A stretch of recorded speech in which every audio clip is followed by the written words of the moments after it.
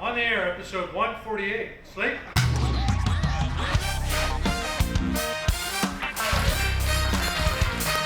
Oh my goodness. Look at this. There's a whole bunch of people here. On a happy 4th of July weekend. Woo. Live from the Loft 100 studios in sunny San Diego, California. On the air is on the air. Welcome to the Tommy Show. That's right. With the On the Air band. And look at this live audience here. Wow, look at this. I love it. I'm surprised we got a live audience in for 4th of July weekend, because I figured they'd be all either hungover from the July 3rd thing, because the whole 4th of July weekend starts on the 3rd. Yeah. And then it goes through till the 8th. Give it up for the audience. There you go. Thanks for coming, guys. And, speaking of America's birthday, speaking of holidays and, I'm sorry, I can't hear you. And celebrations, I do want to say happy birthday to Sully. All right, thank you. Happy birthday, Sully. We weren't going to do anything. We said we weren't going to do anything. Well, thank you. This would be the, I think, the 24th anniversary of my 40th year, I think, if you can believe that. Is there money in this card? Should I sign it too? Lots of money. Yep. Hey, wait a minute. Is this your Beatle birthday? What's a Beatle birthday? When I'm 64? Yes, this is my Beatle birthday. Wow. Thank you, ladies and gentlemen. There's a slice for all of you. And by all of you, I mean me.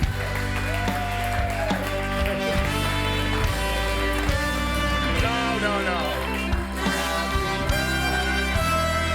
No, I couldn't possibly.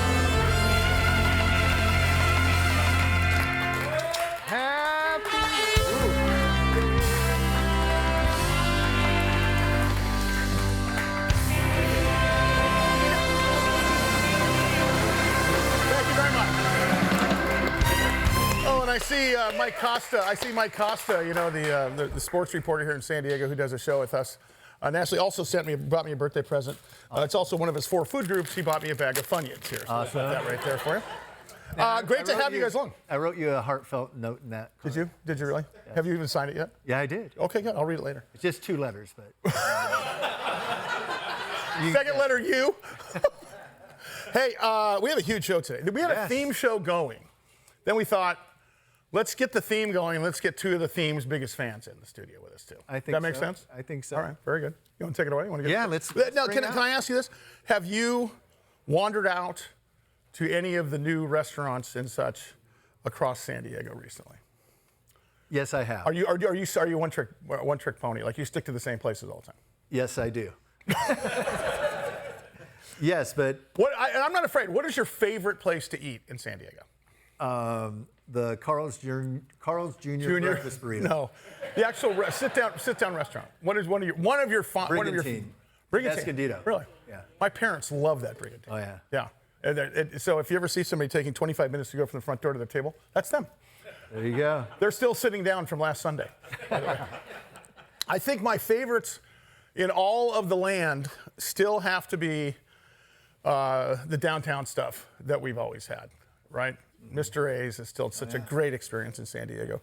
I want to correct my answer. Well, okay. Anything from Sam the Cooking Guy and Chef Deborah Scott. Well, there is a. I was just about to say, there are a number of restaurants in this town that these guys are responsible for. Let's get it started. We have a theme going. All right, ladies and gentlemen, the author of The Holy Grail and Between the Buns and many more, Sam the Cooking Guy.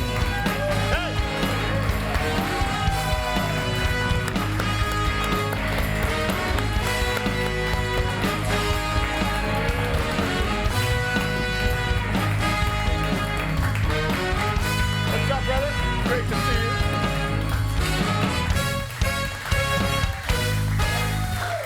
Look at you.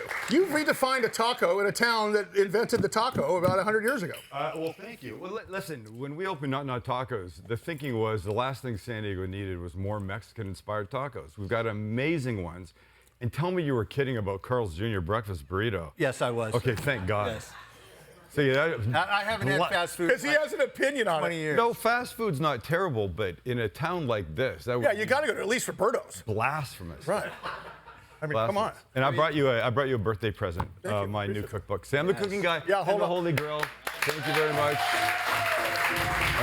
But how do you do it? Yes, that's your brand new book. Yes. You know, the Holy Grill. Yes. And that shirt Yes. has Basta. Basta. And that's your newest restaurant? Newest restaurant thing. You know, You're becoming an empire. here's how it happens. No, Deborah is an empire. I'm just a small cog in the wheel of part of the food scene in Little Italy. But you do it with partners and stuff. Yeah. You know? Nothing happens But you have by like one 36 person. restaurants. No, that is so not true. There's 4. And, Yeah, but 4 is a lot of restaurants, man. but there's people. I got like 4 guitars total. I'm not standing cooking at any of them. No, but it's- occasionally I do. But it's a look at that. cooking on the line is There you go. Boston cocktails. a younger man's game. Yeah. But the thing is it's concept, right? You come up with the concept of the restaurant, the Yeah. vibe that people are going to feel there, and then Yeah, of course yeah. the flavor of the whole place, which Yeah, is yeah. consistent from month to month, even if the menu changes. Yeah, you hope for that, Saul. Yeah, exactly. If we left that up for the whole show, would you Kick down a few. money? What's that worth? $20? 20 bucks. Yeah. You know what's interesting is that you have a way of transcending fine dining all the way down to street food. And the reason I know this Yeah. is because I've experienced every restaurant of Yeah. yours, and I also went to the San Diego Food and Wine Festival. Or no, I think it was the San Diego. Yes, Yeah. it was. San And you Diego had a Food and Wine taco Fest. stand up there for not tacos, or at least you were making. Oh, tacos. that was the Sunday. Yeah. The taco fest. And it was street food, and it was the Yeah. best. You And took we got that thing hands screwed. down. We didn't. I think we got the 3rd place in the judges. Everything that year was freaking birria tacos, which yes are delicious, but come on, do something a little bit different. We did our Korean short rib. Yeah, which is that I'll put insane. up against anybody's taco in town. And there was 100 people in line. And we got snubbed. We got Yeah, snubbed. I know. So you hands down, you're Not the that best, I'm you're bitter. the best there. Are you going back this year? You gonna try it again? We're going back. No, not to the taco fest. We're going back to the San Diego Bay Wine Food Fest. Okay. Yeah. Well, we have other guests. More We do. food? Let's go. We got Let's more bring food? them out. All right. Ladies and gentlemen, from rock and roll singer turned chef, from the Cone Restaurant Group, give it up for Chef Deborah Scott.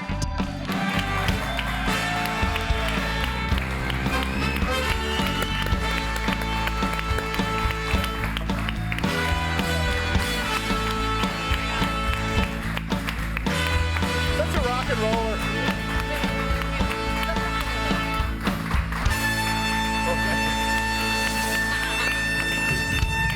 Thank you. How are you, Chef Deb? Hello, how are you? Thanks for see you. doing this. Nice to see Pleasure. you. Hey, Sully, how are you? You know, you are an iconic figure in this town also, in a number of ways. And you're the thing behind the thing. See, you're more, people recognize you because of Sam the Cooking Guy. Yeah. So you're the person behind a lot of what we participate here in the dining experience in San Diego. What's it like being the behind the scenes person? Well, I'm not real behind the scenes. To be honest with you, I'm out with the guests most No, of but the I mean, your time. face is not on the front of the sign. And it's every time I walk in there, I see you out there. But it's great being that person that's moving the chess pieces, isn't it? Yeah, I mean, I like the whole aspect of it. I'm, you know, as far as being a chef, I love cooking. I mean, I don't cook a lot in my restaurants anymore. I spend most of my time out in the dining room with the guests, but I love the whole restaurant scene. I love everything about it. How many restaurants, Deb, are you on top of over there? Right now, well, I mean, that I'm a partner in 9, but That's a big number. 13 restaurants in San Diego, right here. I think that's fantastic. That's so good. yeah. But the main ones that I'm in most of the time are Sea Level, Island Prime, Costera, Ventana, and Casa Gabriela. So most of my time I spend between those. It's the craziest thing. Somebody said, we got a car dealership. Yeah. What could we put on top of it? Yes. And a restaurant. Ice skating rink. Honestly, Yeah. it's the craziest thing ever. And it's done great it's such a since. great experience, too. Yeah, Yeah. you know, the first time David, I'll tell you a funny story about that. The first time that David took me up there, my partner David Kahn, he said, let's do a restaurant up here, and it was all concrete and glass on top of a Lexus dealership, and I'm like, oh, Escondido. Hey, be careful, be careful. So the funny Yeah, that brigantine in Escondido is out there, Deb. Careful. So the funny part of it is that I think it was Marshall's, but don't quote me on that. But there was directly across the street, there was a huge sign, Marshall's or whatever it was, right? So David said, oh, that sign is so big right there, and it's right in the view, from the windows of the restaurant. I said, yeah, it is. So then when we came back, they were taking the sign down, and we were like, all right. And then later, they were putting the new sign up. What was it? Dick's. Nice. Perfect. I'm just saying. I know where that is. Yeah. Dick's Sporting Goods. Yeah, Dick's Sporting Goods. Dick's Sporting Goods. But I just thought it was Always. kind of a funny little... If I'm not mistaken, this picture here that we used for our on-the-air slate was taken from Costera. Out in the patio. With a little magnification. Very exactly. well. But I'll tell you what, the reason I bring it up is if you've not been there, it's the best view in San Diego. The best. I mean, it's just amazing. Because I like Basta's view.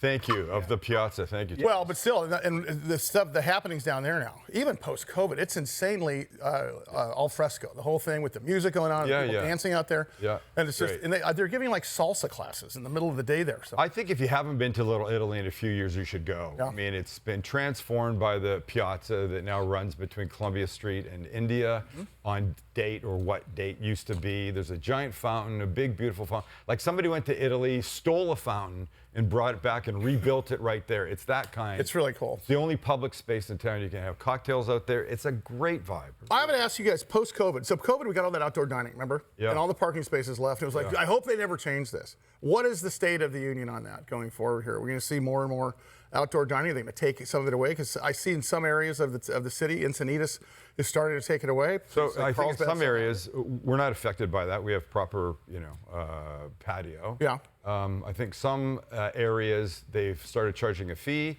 They've made them take down the shelter covers on top. And some places did a beautiful job. They really spent did. A lot of money, and the fire department came along and said, you can't do that. And I have mad respect for their fire department. But it looked to me like some of these were okay. But what do I know? I mean, it's not what I do for a living. I think the dollars are getting up there. They're having to pay. Who knows what's getting. Well, plus you guys got to shut down, and they let you open for one day, and then they shut down the next day, which would bankrupt a lot of folks. That was just a tough time. was tough. I think you guys were some of the front line during COVID, and it's amazing the resilience of some of the restaurants that are still here post-COVID. Yeah. And the sad part is some of them are just gone, never going to come back. Yeah. But not that Carl's Jr. and Escondido, buddy. All right, we have more All right, guests. let's go. I've watched this woman grow up on the radio. From the show on Rock 105.3, Emily Griffiths.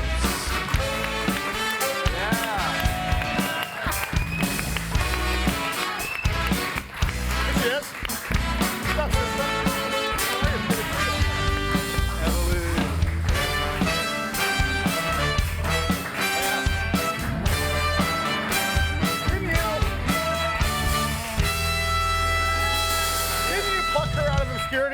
Did you? Are you the one that plucked her out of obscurity? And I now would she's like the to say number one radio show in the city? I discovered or invented Emily. I think Discovered me. Yeah, you kind of did a little bit, huh? We needed someone on the radio when I was with Jeff and Jer, and she was at the front desk. So I called her, and she went on the air with us. Yeah. were you a Just never receptionist? left. I was receptionist there, and then Tommy called the front desk because he said they wanted somebody to come help them out. Yeah. So I said, well, wait a minute before I patch you up to human resources. Let me have a shot at the job. And Tommy said, okay, whatever. Tommy almost didn't really care, but then he was like, okay. Well, you had some great experience. Yeah. Right before that, where were you at? Dippin' Dots. But wait, love Dippin' Dots. Love it, right? At The National best Valley thing Mall. ever. But wait, what did you do that first time? What, Like I was just helping them with like their website. Yeah. And not then getting- on air. Did you get some mic time for No. her? Not on the air, but we usually did Yes. put her on the air. Yes. Time to time, and then she just grew and grew and grew. Yeah. Yeah. I mean, she was on the Jeff and Jerry show, Graham, which I love, and which was a big #1 show. And she's on another Heard of it. #1 show, The Show on Rock 105.3. 2 shows, that's unheard of. Yeah, I got really lucky. I think it's you. get very lucky. It's interesting, and you hear me say this about every 4 shows. The secret about radio in this town is, if you want to be on the radio, get in the building. Yeah. You could be walking down, emptying the trash. Somebody's going to pull you in to be their show tool or come in and do the internet. Next thing you know, you got the #1 radio show in San Diego. I mean, truly, I can't tell you how many people we've had on that started at that front desk. Because who doesn't want to be a show tool? Listen, when you're in radio, man, It's not fun in the beginning. it's not. But you do anything to get airtime. Yeah. And I just had this lucky thing where, January I was not on the radio. July I was doing afternoon drive because I decided to open a business show in San Diego. That's the only reason I got in the radio. And here's something very, very cool. In a month from right now, there's going to be a big morning show convention here in San Diego called Morning Show Boot Camp. And on Thursday night, August 8th, they're going to honor the Jeff and Jer Showgram, and we're going to. Fantastic. It's going to be. You deserve it. It's going to be the very first time all of us will be together since 2015. Can we come watch that, or is that a closed event? Or You can come watch it. Yes. have you been to these boot camps? Yes. What goes on at a morning show boot camp? Well, I know that back in Tommy's day, like back in the day, like the 90s and stuff, it was a lot crazier than it is now. Now it's just like, it's still a lot of like hanging out and schmoozing and boozing. But the purpose is to hone your skills? Yeah. And to network and to just get fired up. You may not leave a convention learning anything new, but you leave excited and fired up, and you can't wait to get back there Monday. Yeah. So it's a paid vacation with a bunch of people. We Yes. used to do it in New Orleans. That's Yeah. In the 90s. Nobody's happy for you on that. Hey, before we go to break, let's get one of the Yes. 25% of the show on our show. Oh, yeah. Ladies and gentlemen, this guy is big time. From the #1 morning show in San Diego, the show on Rock 105.3. Give it up for Thor. There he is.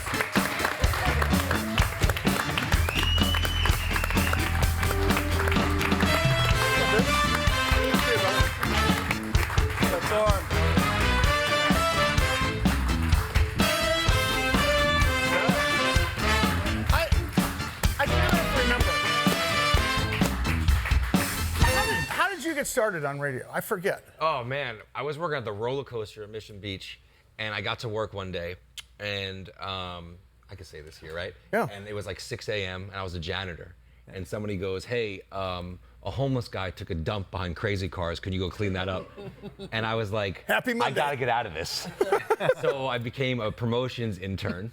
Got in the building. Got in the Yeah, building there you in go. 2011, and then just worked my way up. I was on the sports station. I was a phone screener. I was a board op. I was doing night shifts. Just kind of So, and you just get somebody says, "Hey, I need a phone screener." Yep. It's who's in the building, right? Yep. And then 2014, I started on the show. I've been on the show ever since. 10 years on the 10 show. years, yeah. It's crazy. This is, and of course, we're talking about Rock 105.3, Yeah. the show with Eddie Papani and Sky, and these two. What's it like? Is it still family in there every morning? Like when you get in there, it's just 4 friends, just do their Yeah. thing? Yeah. Every time. Yeah. It's why it flows. Our show flows so easily, is because we actually like each other. Yeah. We get into fights sometimes, though. We got into a big fight the other day. I walked out of the studio. It was really ugly. Yeah. We talked about Yeah, it wasn't good. When did we talk about It this? wasn't good. When we had this conversation on a recent show about when you get in a fight on the air, Yeah. on a commercial break, and you got to come back on. Yeah. You know, It's the worst. And on the air, and it's the worst. News Radio 600 Kogo, Sully here.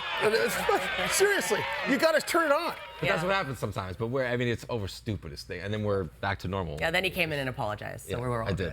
good. Yeah. so it was your like fault. My sister. Yeah. Exactly. I know you guys are fans of these guys. Yeah. Of Yeah. course. Yeah. And I have to ask you, Sam, how long have you been in the market? You've been in the market as long as I can remember. How many years have you been doing this? Since 2002. 2002. 22 years. How did you start the TV show? I quit a job in biotech to try and start a travel show.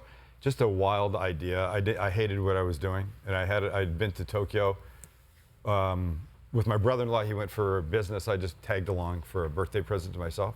I came back and I said, that should be some kind of show. People showing you can go to a complicated place, still have a great time. Right. So it became a real idea in my head, and I quit to do it. And before I got a chance to do anything with it, 9/11 happened. So clearly nobody was traveling in the days following 9/11. I sat at home watching TV, and I came across like the worst cooking segment I've ever seen on KUSI. It was Uh-oh. terrible cooking segment. I've told There's everybody. no kitchen there. No, but Look at there's the heating plenty plate. of stations without a kitchen. Okay. This was terrible. The camera work was bad. The anchors were bad. The chef was bad. No offense to proper real chefs, but this was it not. me? No, it wasn't. There was no. He was making the most complicated butternut squash soup in the planet. And you know what you need to On make the air. that? You need butternut squash and maybe some broth and that seasoning. That's it. And I watched it. I go, somebody should make that, but simpler. And they went, oh, damn. Yeah. Light bulb. And I go, that's what I'm gonna do. Instead And you of shot that travel at your back. house, didn't you? Oh yes, still do. In And now like 4 million people follow us on YouTube. That's great. Sam the Cooking Guy, Deborah Scott, Emily Griffiths, Thor. On the air, it's on the air. We'll see you in a minute.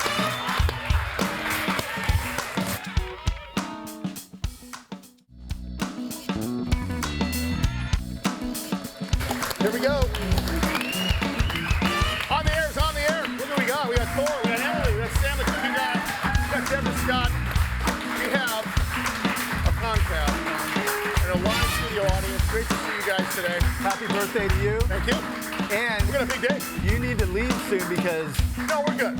you're going to where? Yeah, we're gonna go. We're playing. We're one of the headline bands at Surf Rodeo tonight. Where's that at? Up in Ventura. Wow. So we're going big. We're because we, as I always say, I can't get arrested outside of Oceanside with this band. So we're now creeping into Los Angeles. We had a good job at the Coach House this year. It'll be good. Speaking of music, one thing that I didn't know about Deborah Scott until the last time she was on the air, the last couple times, is you're an ex-rock and roller. In fact, you're still a rock and roller.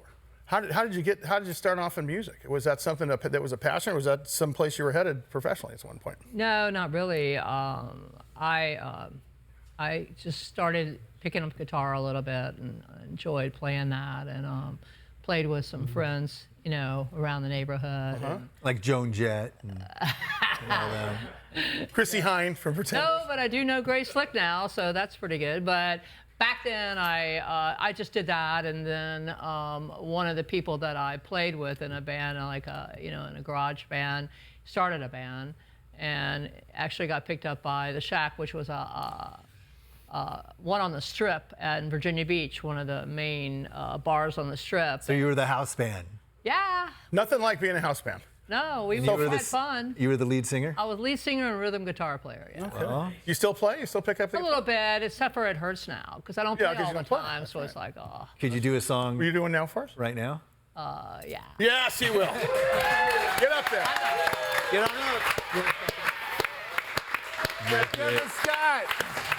Is there any musical talent in you three here? You guys sing or play? I used to rap, but that's to rap. about it. Yeah. Damn, no guitar, no Under the piano. name Little Moses. There she is. Look at her. She's all up on stage like that. Yeah. Everybody, you guys want to hear Chef Deborah Scott? Yeah. Chef Deb, what song are you going to do? All right. Oh my goodness. Wow. Ladies and gentlemen, Chef Deborah Scott. Yeah. When the truth is found to be lies, and all the joy within you dies. Don't you want somebody to love? Don't you need somebody to love? Wouldn't you love somebody to love? You better find somebody to love.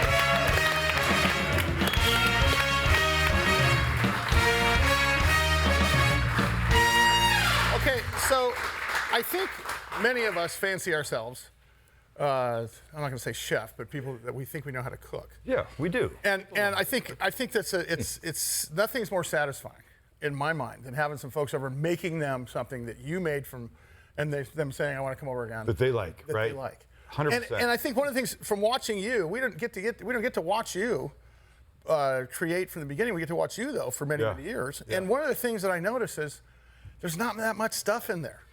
Like you are pretty much layering flavors, and it's not complicated the way you do it. The goal was that people would watch and they'd be like, that looks good, but it also looks easy and like something that I can do. Yeah. Not that, complicated butternut squash guy way back. Yeah, exactly. So talk about your book. Name of the book, Sam the Cooking Guy and the Holy Grill. Are you talking about the official book of summer? I'm talking about the book of summer, yes. Oh, wow. Yes. Is that the new? Is this not the book of summer? That's the official book of summer. Is the official book. If we you get didn't some know, artwork for you? That's one. Yes. Well, I'm telling you right now. You look at this stuff, and I'm reading the recipe, and this is like a half a trip to Instacart, and then I'm cooking. It's a half pretty hour later. simple. There's some things in there that. But that's not impossible. Oh, that's actually Basta. That's not. Oh, that's Basta. But you could teach us how to. By the way, one of the most delicious things ever, and not that clunky. That's a beef tartare? Beef tartare with He doesn't like raw meat. soy cured egg. I love that. Yeah. So when you start, and this is a question for both you, Deb and Sam. When you start a recipe like this, is like the first time I had, I don't know, one of your short rib tacos. Yeah. How did that come out of your head? Like, I'm not going to do carnitas, I'm not going to do chicken, I'm not going to do beef, I'm going to do this. Honestly, it was something that I've been making at home. I'm trying to think. I don't think in taco form, but that Korean short rib is something that I've made at home for a while. And when we started Not Tacos, I was decidedly going in the non-Mexican direction. Right. So I'm calling upon things that I'd made that I thought were delicious, that I thought people would like. Same thing. Deborah's not going to create a dish that she doesn't already think is going to be good. Right? Nobody's going to start from a point of, oh, this is only marginal. So I just started making things that I thought were really delicious and then turning them into tacos. It's like that for anything. I'll give you an example. Costera. First time I went to Costera. We were born and raised in this town. How many times have we had tables like guacamole? 1,000? Oh, yeah. Until when you first opened, you used to do this tables like guacamole. It was different from anybody else. How do you start that process? Is it like writing a song? You just got to get a little inspiration, you just try something? Or is it as you're making it anyway, you say, I'm going to add this time? Or how's that work? Yeah, I just like to add certain ingredients that aren't typical, that aren't the norm. So like I will put things like chopped parsley, maybe some mandarin orange, or sometimes I'll put toasted pepitas, or something just to give it a little edge, a little differentiation from the norm. Mm-hmm. And that's kind of how I've built the premise for most of my cooking, is by doing things that are a little outside of the box. I don't know if you know this, but here we go. I'm also a chef. And here's something really cool. I'm going to give a gift to all of you, because I grew up poor. So this is a gift. Okay, fried rice, leftover fried rice from the night before. Chop up some hot dogs, scramble some eggs, and mix it all together. And maybe if you have enough money, get some Spam and chop up some Spam.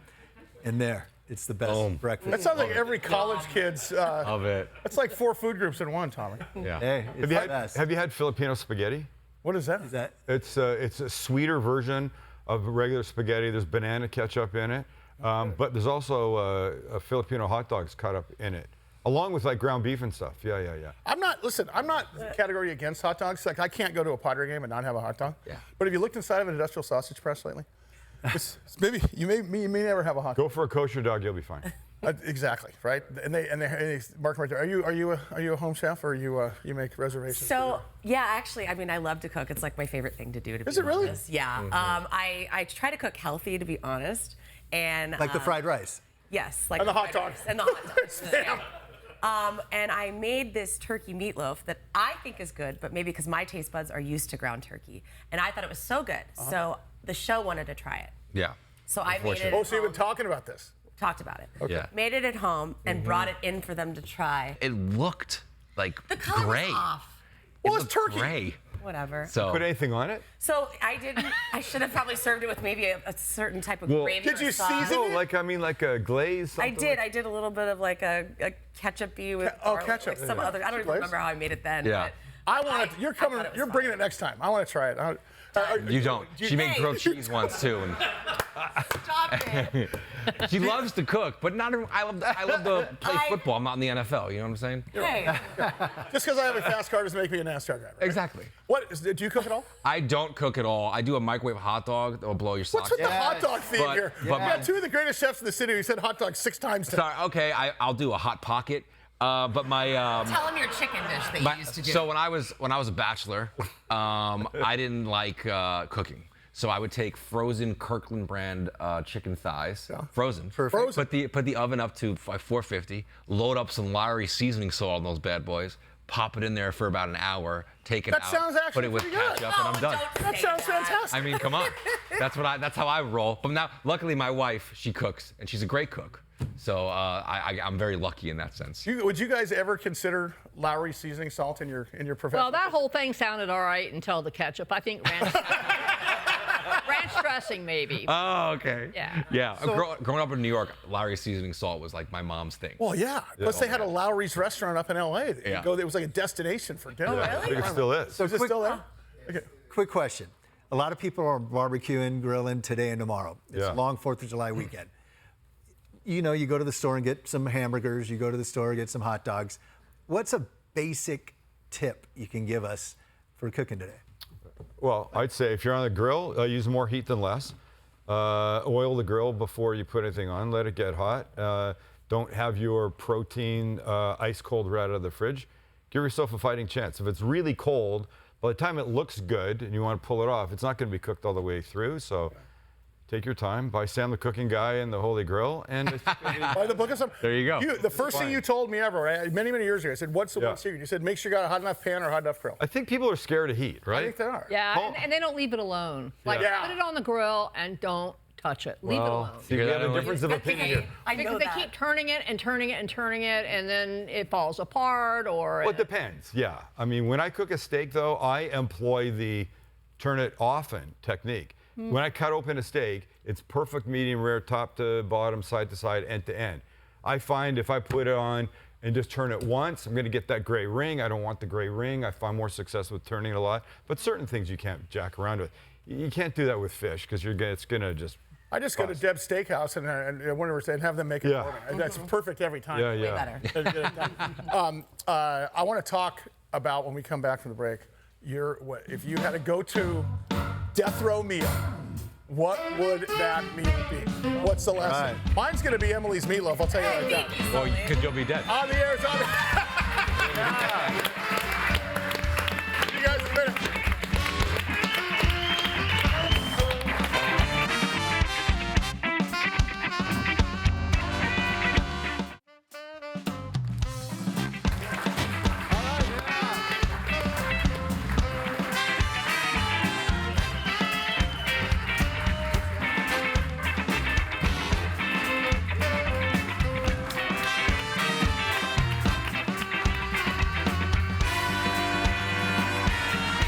Come on, man. That's a perfect program. All right. On the air, it's on the air. Great to have you along today. Deborah Scott's here. Sam the Cooking Guy, Emily Griffiths, and Thor, both from the show. Of course, the On the Air band. Welcome to the Tommy Show. Yes. What a great man. I love that man.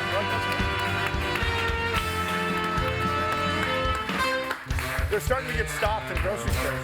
You know that? I learned something about one of your members of that group right there. Which one? Tomoka on saxophone. Mocha Jarvis, who just toured last year with, who was it again? I say it all the time. Andy Grammer. Andy Grammer. But here's a cool fact about Tomoka. I didn't know this. She drives down every day to do this show from Long Beach. That's right. Wow. Because he's Give it up committed. for Tomoka. Okay. So, I got to ask you guys, what is your favorite food? Like, if you could pick one more meal, what would it be? Well, we have a dish on our menu at Sea Level called Chef Deb's Lunch. What is that? What is it? And it's whatever our sea bass is of the day with my blackening spice. I have a blackening spice that Shriver bottles. And so that's on it, and it comes with hush puppies, very southern, coleslaw, so a few blackened shrimp, and that's my lunch Seems. basically almost every day. Is it really? Yeah. You still eat Love that? it. That's Yeah. fantastic. What are you saying? Eggs would be my final meal and my favorite thing to eat. Oh, wow. I eat a ton of them. They're healthy. They're Really? low cal, and a Benedict specifically. I like a Benedict. Lose the Canadian bacon. Canadian, so I feel a little bad saying that. But lose Canadian bacon. I like super medium rare steak. Left over from the night before, filling in for that. Yeah. And a slightly spicy sriracha bacon hollandaise. Man. Yum. Sriracha. I live on sriracha. I had to cut back on the sriracha because You're turning red. No, I started working out and you can start smelling the garlic out of your sweat. It was like getting bad. What about you? I'm a big taco fan, and so I think I'd like a big platter. I couldn't decide on one taco that I'd want. She can never pick a favorite. Because it just depends on what my mood is. It's so I want a infuriating. plate of tacos. I want a fish taco. Would you eat the whole thing or just bite? Oh, I'll eat all of it, but I want every kind of taco that there is. It's so delicious. Now, Thor, you said you don't cook. Yeah. But doesn't mean you don't love food. No, I love to eat. Trust me. What would it be? This is tough because I grew up in New York, so the pizza there, the bagels. But I don't know. This is a shout out to my wife. She makes the best smash burger I have. What's a smash burger? It's Just- like, it's this new thing where they take a burger and then they smash it into the grill and it's very thin and it's like it's like 2 burgers in one. And then she I gotta has get like out a wine. Oh, dude, it's incredible. You got to get out more. Yeah, you just have to get out. That's true. Yeah. What's your go-to? You know, my family's from Guam. Yeah. So I like Chamorro food, like some red rice, a thing called chicken kelaguen, chicken adobo. How my mom used to cook, and that's Be that's what fantastic. I- I got to stick with good old-fashioned hamburger tacos, like my mom used to make when I was a kid. Oh, They that's have like right. ground I beef thought about tacos with a little bit of onion, and then not the whole packet of stuff. She put a little With the garlic. hard shell? Yeah, the hard Oh, the shell. Ortega shell. Oh, yeah. Love that. Yeah, something. Love that. The Something gringo, about that. the gringo taco. Yeah, exactly. Yeah, you're exactly right. Hey, but going back to what Thor was saying about New York, I always wonder, why do people say the bagels and the New York pizza is way better than what we have here in San Diego? What makes a New York water? pizza? The water. Yeah, it is. I mean, it's the water. People keep saying It's that. the water. Is that I'm telling you. a rumor? Because No. we've heard of New York delis that have opened up in San Diego. They say they actually ship the water from New Yeah, York. right. So why can't they recreate it? Like Evian. I was just in New York back in May, and I go to this bagel spot. It's called the Bagel Patch. Been going there since I can remember. And I brought bagels back to San Diego for the show. And how are the bagels? Just They be were honest. good. They were good. They were better than good. They were were good. better than good. They're the best things ever. I They're just see- different out here. It's like I'm not going to New York and eating a carne asada burrito. They don't have that out there. You know what I mean? It's Right. just, you know. Going to yeah, there's something about going to another place and Yeah. ordering Mexican food. I'm not ordering Mexican food in Wisconsin. No. Not gonna God, happen. no. Oh God. not doing But I'll get cheese curds. Yeah, exactly. There you go. Where was I? I was in New York. I was in Lower West Side, and had their basic thin crust pizza that you see everywhere else. I think Buona Forchetta here in San Diego is as good as any pizza in the whole planet. It seems like it's like Napoli pizza is what. Yes, but when you're having it in the Lower East Side, in New York. True. No, there's something it's about muggy and it's Yeah. you're on the street. No, it's true. Standing there. There's You're something walking special and you're about it. walking down Yeah. the street with it. That's exactly right. Yeah, something special. Is there an iteration of each of your menus that happens like on a quarterly basis or a weekly basis? And when do you guys decide we're going to change this thing up, we're going to add this or take something off, or is it a seasonal type thing? Seasonally, mostly seasonally, unless there's like something that's not working for me or something that I hadn't thought of that I really want to get on there, because it costs money to change your menu. It's the marketing, it's the actual physical changing of the menu, it's the training. You know, there's more than just switching the menu. So you have to have some thought put into it. Hey, why are some restaurants, filing bankruptcy here in San Diego or in California? What is it? I mean, some of our dear friends, their restaurants. It's a tough business. Margins are very slim. Yeah. A lot of work goes in for a few percentage points at the bottom at the end of the day. So rents are up, wages are up, food costs are up, And it seems impossible to keep raising a price of a steak or piece of chicken or Deb's lunch. So some places have decided we can't do it. We're not going to try anymore. We're making too little. And other places fail because classic restaurant mistakes. Bad location, bad food, staffing problems. Does the Trying to minimum hire wage, today's does the $20 minimum wage have anything to do with it, or is that? That's in fast food places. And you know what? right. That's absolutely because your margin, like Sam said, is so low. And your per person average is typically much lower as well. So those are working against you. So yeah, it's. Well, and by the stroke of a pen, if they could say someone's worth, let's say, $20 an hour, and let's say their supervisor was already making $20 an hour. What does that supervisor has to get a raise also? So three things. It's like cutting off the top of the blanket and sewing it on the bottom of the blanket. Prices go up, but we're getting more minimum wage. Yeah. I mean, it's a fantastic intention and a horrible idea is minimum wage in terms of business because one of three things happens. You And raise no prices. tip credit. We're exactly right. No tip credit. I mean, everything works against the restaurants here in California. I believe it's hard. Well, we're going to get out and support it. I can tell you that. Deborah Scott, Sam the Cooking Guy, Emily Griffiths, Thor on the air in our live studio. I'll just see you one more second.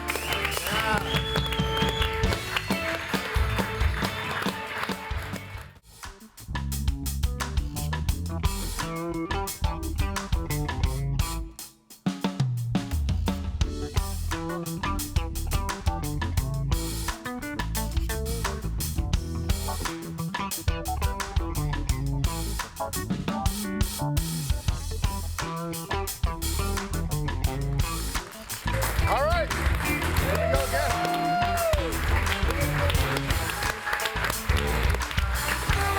All righty. What a show. Yeah. Are you hungry? Yes. I'm hungry. Welcome. Out of my, Hey, Mary, I got a question for you. So we got surf rodeo tonight, correct? Rodeo tonight, 6 p.m. Ventura Fairgrounds. Okay. Everybody hop on the 5 and head on up. Yeah, it's a piece of cake. Especially on a Saturday. Can you tell us how people could come watch the show? You've done a great job of getting people in. Email me. I'm the one that gets the emails. audience@loft100studios.com. We'll book you and get you in here in the afternoon. All right, good. And once again, happy birthday to Sully. Thank you very much. Happy birthday, Sully. Yeah, start kind of forgetting about him for a while. So I understand you're going to be doing some cooking shows, Deb, on Facebook Live coming up. Is that accurate? yeah, I have a really cool outdoor kitchen. My house overlooks Lake Murray. And so I built out this kitchen with an Evo grill. You know what an Evo grill is? And a charbroiler and some burners and a huge prep area with a big sink and whatnot. So and a wood burning oven. So you're going to do one-on-ones on Facebook Live? Yeah, I've done them before. I did a few during COVID, and we've been talking about doing some more. So I think we're going to probably do. Tommy needs to guest sous chef with you a little bit there. There you go. That'd be Try fun. a little bit of. And then Sam, you have a YouTube. Yes. We And, are. how do people find that? Sam the Cooking Guy on YouTube and go to thecookingguy.com. It all points to all of our nonsense. Let's talk about Basta. Yeah. Italian-inspired eats. Cocktails and Italian-inspired eats. Yeah. Number one dish is Italian chicken and waffles, and not fried chicken, pan-seared, oven-finished, capers, olives, and not a sweet waffle, a polenta waffle. It's savory. There's rosemary in it. How cool. It's fabulous. Yeah. And you are right there. Don't want to see it in one of your restaurants anytime soon. Sounds good though. Yeah, thank you. So right there, Little Italy. Little Italy in the Piazza della Famiglia. Yeah, we're the big stolen Italian fountain. That's up there. It's not stolen. God. What is it? What am I looking at here? What is that? Is that bruschetta? That's our meatball. That's your meatball. Yeah, that's our meatball. It's beautiful. Little side sourdough. Yeah. Nice. Hey, speaking of other restaurants, do you guys scout other restaurants? Do you go there to have dinner and go, wow, they have a little bit more salt right there? Well, hopefully you're not picking up just salt from other restaurants, but we don't go to eat very much. But inspiration comes from anywhere. I mean, for us, for YouTube, we have almost 4 million subscribers, so they write in all the time. They comment, hey, can you make this? I saw this in a restaurant, I'd like you to make it, that kind of thing. But the restaurant, it's, what made sense in our head with a little baby kitchen. We don't have the kind of room that Deborah does at the group. So we had to tailor our stuff to what we could turn out in a handful of square feet. Did Jared's whispering, our Emmy Award-winning director is whispering when you heard about, was there some drama on the Sam the Cooking Guy show recently? Did I hear something like that? Was there drama? Was there drama, Jared? Is that what you're telling me? Oh, the show. Wrong show. Was there some drama on the show recently? Is there drama? Well, you walked There's out. always We were drama. talking about that. There's always drama on the show. Well, we got into a big fight recently over something. I don't even remember what it was. Like a real fight or not? Oh, yeah, Not real. Was it over the meatloaf? Physically, Was it a meatloaf fight? No, I think it was. I got in there early in the morning. Yeah, that's what it was about. So Thor likes to make small talk sometimes when he comes in, and it's like 5 a.m. and he's going to set his stuff I'm just a nice in the guy. fridge in the studio. And I said to him, Oh, the 'cause we're fridge in the close studio. enough. Yes, I said to him because we're nice enough. I go, yeah, I love you. You don't have to do that. You don't have to ask me how my morning's going right now. You could Call just me, be I'll talk to you. quiet. Thank you. I like to talk. He didn't like that. Yeah, so we got it. We brought it on the air, obviously, and then it got a little heated. But obviously, we're fine. You know, she's like my sister. So. It takes Emily a couple hours to wake up. A couple. Hey, Usually, Emily warms. Show's only 4 hours warms long. up around 10:01. that's so not true.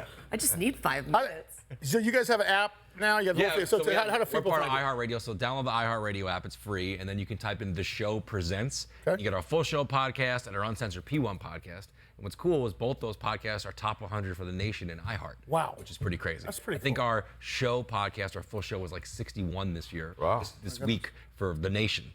Yeah, What are you guys doing so right to keep you on so long? I mean, you guys are approaching some You know, milestone honestly, years. Eddie's been on the show a million times. Yeah. He's awesome. Sky's awesome. So working with them has been very lucky for both of us because they're great mentors. But you guys are so authentic. You ain't trying that's- hard. I'm not that's saying what it just you're is. not working hard, Yeah. but you don't force it. So I'll drive around when we're off on, for a week or something on vacation, and I'll listen to other radio shows, and it's like it doesn't sound natural. Like which ones? Which ones? I'm not gonna go over that. I know I'm exactly. not gonna go over that. It just doesn't sound natural, and it's like we're just a bunch of friends sitting around the table, like almost like we're just sitting there having a beer, joking around. I feel talking like about we fun were stuff. doing podcasts before podcasts. Yeah. You know what I mean? And that's why I think we've clicked so well with people and why our podcast is successful. I mean, we talk to each other all the time outside of the show. Like we were texting on vacation, all 4 of us. We were making fun of Sky in a text thread about something she was doing. And like that's what we Which do makes all the good time. content later on when you get to the show, Exactly. right? You know? Is it much like these guys when you come up with what you're going to talk about today?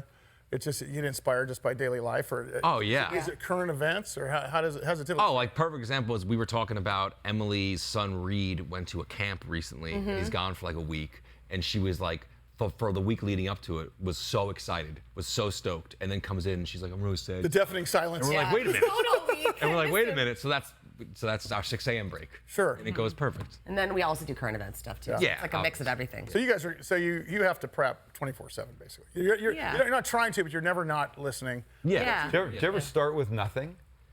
Just go on the air with nothing. Yeah. Honestly, sometimes, I mean, every once in a while, like we'll come up with something on the spot before we get on the air, and it works. Yeah. Is there ever a moment when you're ready to go on the air? There's 10 seconds left. You're all in front of your mics, and you guys are saying, "What are we going to talk about?" No, because we do this show meeting every morning where we plan out every single break, so we're not ever going in without something prepared. But we will change on the fly. Yeah. Like if something happens between breaks, between Eddie and Sky or me and Sky, and we have something planned, Eddie's really good at being like, screw what we had planned. This is going to be way funnier. Yeah. So we'll just go in with that. Good stuff. Can you cook Thor. in the studio? Yeah. Yeah. Oh, You yeah. guys got to come in. Interesting. Thor and Emily Griffiths from the show, ladies and gentlemen. Of course, Sam the Cooking Guy. Deborah Scott from the Cone Group. I'm Sully. That's Tommy. That's Emily. Thanks for coming, everybody.